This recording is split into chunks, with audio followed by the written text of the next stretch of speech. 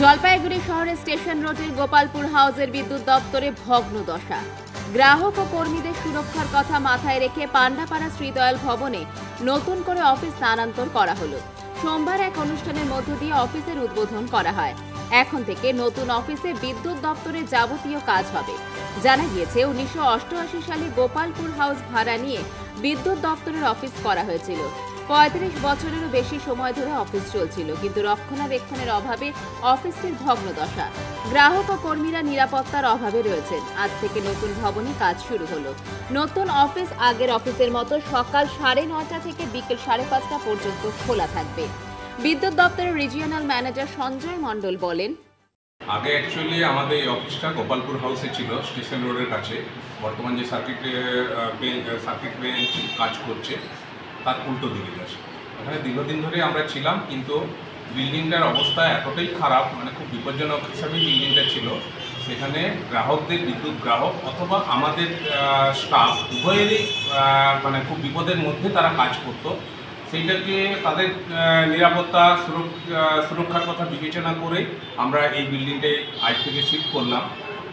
এটা দয়াল ভবন, শ্রীদয়াল ভবনের পাশে ফার্স্ট ফ্লোরে গোপালপুর হাউসের যে পুরনো অফিস ছিল নয়াবস্তি পান্ডাপাড়া সাপ্লাই, সেই অফিসটা এখানে শিফট হলো। আজ থেকে এই যাবতীয় কাজকর্ম এখান থেকেই চলবে।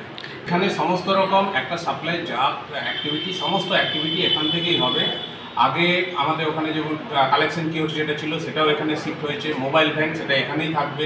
টেকনিক্যাল কল এখান থেকেই অ্যাটেন্ড হবে। ক্যাশ কাউন্টার সমস্ত কিছু এখান থেকেই হবে। অ্যাকচুয়ালি ওই অফিসে আর আমাদের কোনো কিছু অ্যাক্টিভিটি থাকবে না ওই বিল্ডিংয়ে। কিওস্ক সমস্ত জায়গাতেই যেরকম সকাল 8টা থেকে রাত্রি 10টা পর্যন্ত থাকে, ছুটির দিনেও এটা খোলা থাকবে।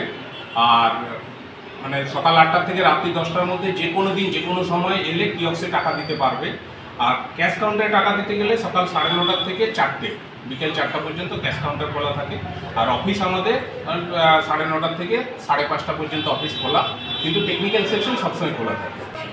এখানে আমরা 5টা জিপিতে, মেনলি রুরাল এরিয়াতে 5টা জিপি আছে।